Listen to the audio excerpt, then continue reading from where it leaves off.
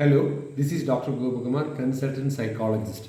ഇന്ന് ഡിസ്കസ് ചെയ്യാൻ പോകുന്ന വിഷയം attention deficit hyper active disorder ADHD എന്ന് പറയുന്ന കുട്ടികളിൽ കണ്ടുവരുന്ന അമിതമായ വികൃതി, നമുക്ക് ശ്രദ്ധിക്കാൻ പറ്റാത്തൊരവസ്ഥ, ഇതൊക്കെയാണ്. അതായത് നോർമലി നമുക്കൊരു 10 കുട്ടികൾ എടുത്ത് നോക്കുമ്പോഴത്തേക്കും ഒരു 2 കുട്ടി ഒരു ഹൈപ്പർ ആക്ടിവിറ്റി അല്ലെങ്കിൽ അമിതമായ ഒരു വികൃതിയിലോട്ട് സഞ്ചരിക്കുന്ന ഒരു കുട്ടി ആവും എന്ന് വെച്ചത് കുഴപ്പമല്ല. പക്ഷെ എന്തെന്ന് പറഞ്ഞാൽ അദ്ദേഹത്തിന് ആ കുട്ടിക്ക് നമ്മൾ ഈ കൊടുക്കുന്ന സംഭവത്തിൽ കോൺസെൻട്രേറ്റ് ചെയ്യാൻ പറ്റുന്നില്ല എന്ന് മാത്രം അല്ലേ. അതായത് അയാൾക്കത് കോൺസെൻട്രേറ്റ് ചെയ്യാൻ പറ്റുന്നില്ല, എന്നാൽ അദ്ദേഹം വേറെ പല കാര്യങ്ങളിൽ അന്വേഷണത്തിൽ നിൽക്കുന്നതാണ്.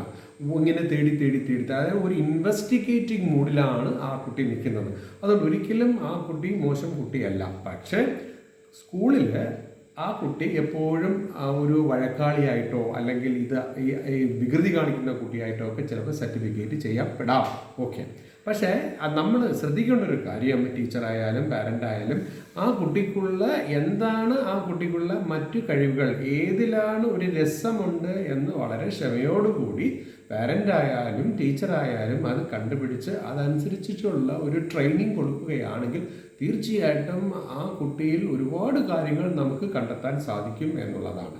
അപ്പോൾ ഈ അറ്റൻഷൻ ഡെഫിസിറ്റ് ഹൈപ്പർ ആക്റ്റീവ് ഡിസോർഡറിൽ നമുക്ക് തീർച്ചയായിട്ടും ഒരു ക്ഷമയോടുകൂടി ആ കുട്ടിയുടെ കഴിവുകളെ മനസ്സിലാക്കി അതനുസരിച്ചിട്ടുള്ള ട്രെയിനിങ് കൊടുക്കുന്നത് വളരെ പ്രാധാന്യമാണ്.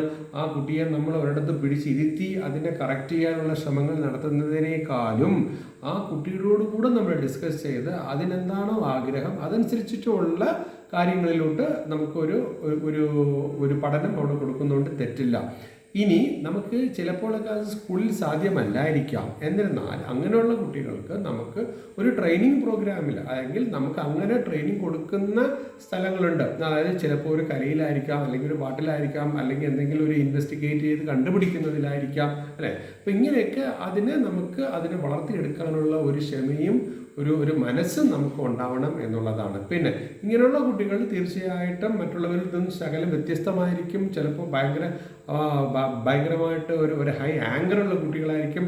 അതിലേക്കെല്ലാം വേണ്ടിയിട്ട് നമുക്ക് ഒരു റിലാക്സേഷനിലോട്ട്, ഒരു മെഡിറ്റേഷനിലോട്ട് ആ കുട്ടിയെ നമുക്ക് സബ്ജക്റ്റ് ചെയ്യപ്പെടുകയും ഒരു സൈക്കോളജിസ്റ്റിൻ്റെ സപ്പോർട്ട് കൊണ്ട് അതെല്ലാം നമുക്കത് കറക്റ്റ് ചെയ്തിട്ട് നമുക്ക് ഈ കാര്യങ്ങളിൽ നമുക്ക് ഇപ്പോഴെന്താണോ നമുക്ക് ആവശ്യം എന്ന് വെച്ചാൽ നമുക്ക് സ്കൂളിലുള്ള പാഠങ്ങൾ പഠിക്കാതിരിക്കാൻ പറ്റില്ല, പഠിക്കണമല്ലോ. അപ്പോൾ അതിലേക്ക് ഇതിൽ കോൺസെൻട്രേഷൻ കൊണ്ടുവരാനുള്ള, ഈവൻ ചിലപ്പോൾ നമുക്ക് വലിയൊരു കോൺസെൻട്രേഷൻ കിട്ടിയില്ലെങ്കിലും നമുക്ക് സ്പ്ലിറ്റപ്പ് ചെയ്തിട്ട് ചിലപ്പോൾ ഒരു 5 മിനിറ്റ് അല്ലെങ്കിൽ ഒരു 10 മിനിറ്റ് ഇങ്ങനെ ഒരു ഷോർട്ട് ടൈമായിട്ട് കാര്യങ്ങൾ ആ കുട്ടിക്ക് ഒരു കോൺസെൻട്രേഷനിൽ എത്താനുള്ളൊരു ശ്രമം നടത്തുന്നുണ്ട്, തെറ്റില്ല. അതിനോട് നമ്മൾ ആ കുട്ടിയോട് നമ്മൾ നല്ലൊരു ആശയവിനിമയം നടത്തുന്നുകൊണ്ട് തെറ്റില്ല. ആഫ്റ്റർ ആൾ നമ്മൾ ആ കുട്ടിയെ നമുക്ക് ഭയങ്കരമായിട്ടൊരു പനിഷ്മെൻറ്റ് കൊടുക്കുന്നതിന് പകരം വളരെ സ്നേഹമായിട്ട് ആ കുട്ടിയുടെ കഴിവുകളെ നമ്മൾ പറയുകയും ആ കുട്ടിയെ നമ്മൾ മോട്ടിവേറ്റ് ചെയ്യുകയും ഒക്കെ ചെയ്ത് അതിന് നമുക്ക് ഒരു നല്ല ഒരു റിസൾട്ട് കൊണ്ടുവരുന്നൊരു കുട്ടിയെ നമുക്ക് മാറ്റാൻ സാധിക്കും. അതുകൊണ്ട് ഒരിക്കലും പാരൻസ് ആയാലും ടീച്ചേഴ്സ് ആയാലും അതുകൊണ്ട് ഇപ്പോൾ ഒരു അറ്റൻഷൻ ഡെഫിസിറ്റ് ഹൈപ്പർ ആക്റ്റീവ് ഉള്ള അല്ലെങ്കിൽ ADHD എന്ന് പറയുന്ന ഒരു സിംറ്റം ഉള്ള കുട്ടിയെ ഒരിക്കലും നമ്മൾ തള്ളിക്കളയേണ്ട.